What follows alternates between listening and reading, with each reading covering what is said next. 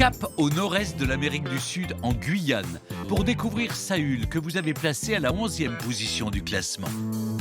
Niché au cœur de la forêt amazonienne, le village s'est développé au 19e siècle avec l'arrivée en masse d'orpailleurs, des chercheurs d'or venus des Antilles. Aujourd'hui, ce petit village aux bâtisses traditionnelles attire les visiteurs pour sa quiétude. Maya a succombé à son charme il y a 11 ans. Elle pensait venir s'y ressourcer quelques semaines et n'est jamais repartie. Saül, c'est un petit coin de paradis, coupé du monde. On vit au rythme de la nature. Il y a les oiseaux qui sont en train de chanter, qui sont juste autour de nous. C'est simple, les gens sont sympathiques et on est en famille. Avec sa petite centaine d'habitants, ses chemins de terre et ses bâtisses en bois, à Saül, le temps semble suspendu. C'est au pied de l'église que Maya retrouve Justin, qui est né et a grandi à Saül. Entièrement fabriqué en bois de cèdre Sam, le bâtiment a été classé monument historique en 1992. Cette église, c'est l'église de Saint-Antoine de Padoue, qui a été conçue dans les années 70. C'est une église qui est toute en bois, sciée par nos ancêtres, avec 2 clochers. C'est unique en Guyane et c'est un lieu de rassemblement, de communion, de partage. Un peu plus loin, Justin montre à Maya l'une des plus vieilles maisons du village, une petite cabane typique que l'on appelle un carbet.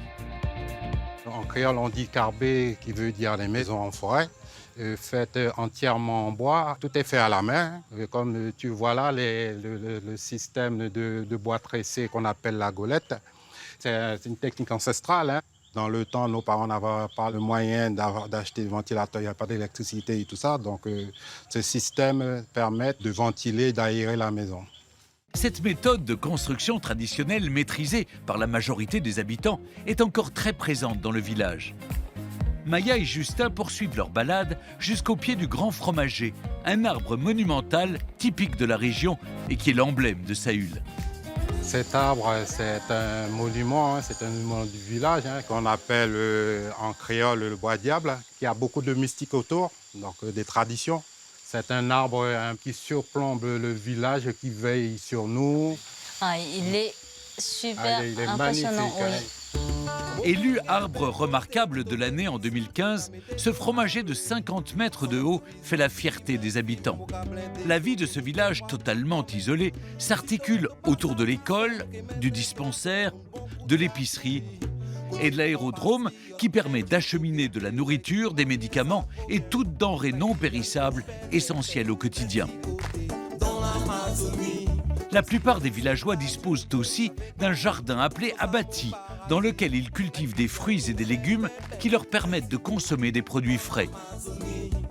Maya rejoint Didier sur sa plantation de cacaoyers. Bonjour Didier. Ancien fonctionnaire, Didier consacre sa retraite à perpétuer la culture d'une variété anémique de cacao qu'on appelle le Guyana.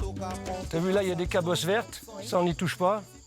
Là derrière, tu as une cabosse bien mûre, tu peux la ramasser. C'est les Saint-Luciens qui sont venus faire de l'orpaillage, qui ont planté des cacaoyers qui venaient de Sainte-Lucie. Il est très sucré, du coup on a un chocolat qui est très puissant, mais très peu amer. Au boulot. Voilà, impeccable. Tiens, mets tes cabosses là. Chaque cabosse, on donne un bon coup dessus. Là, on voit bien les petites graines, là. C'est ces graines-là qui vont se transformer en cacao? Oui, si tu veux, tu en prends une et tu goûtes. Trop bon. T'as vu comme elles sont sucrées, celles-là? Un délice. Est-ce que tu veux essayer? Oui.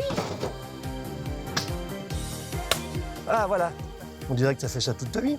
Oh là là là là. Trop facile. Les graines sont ensuite mises à fermenter 4 à 6 jours, séchées à l'air libre. Au moment où elles seront sèches, elles vont faire un joli bruit de sec, là, comme des pièces d'or. Puis torréfiées. On va concasser les graines. Et ça, c'est le gruau de cacao, avec lequel on va sortir des petits lingots de cacao, des petits lingots d'or brun durable. Alors avec ça, on va faire le chocolat chaud, avec de la cannelle, de la muscade. C'est un délice. La nature omniprésente est la grande richesse de Saül. Véritable paradis pour les randonneurs, le village offre plus de 45 km de sentiers balisés. Maya retrouve Stéphane, breton d'origine, installé à Saül depuis près de 30 ans. Il fait découvrir la forêt aux visiteurs. À partir des tracés qu'avaient fait les orpailleurs dans les années 70, les botanistes ont créé un réseau de sentiers pour répertorier toutes les essences d'arbres qu'il y avait dans la région. Et à partir de la fin des années 80, en fait, ces tracés ont été réutilisés pour en faire des sentiers de randonnée. Au cours de votre randonnée au cœur de la forêt amazonienne, vous croiserez certainement une multitude de figuiers monumentaux et de fromagers centenaires qui apprécient particulièrement les climats tropicaux. La caractéristique de la forêt de Saül, c'est qu'on a une forêt dite forêt primaire. On est à plus de 1600 essences différentes d'arbres. On dit que dans 1 hectare de forêt en Guyane, on a plus d'espèces d'arbres que dans les forêts européennes entières. Faire une randonnée en forêt, attendre que les averses tropicales passent, esquisser quelques pas de danse au son des tambours et des chants traditionnels. Voilà les plaisirs simples qui rythment la vie du village. Saül est sans nul doute un village atypique que je vous encourage à découvrir. Prenez un moment pour contempler l'église Saint-Antoine de Padoue. Partez en randonnée sur les sentiers du village.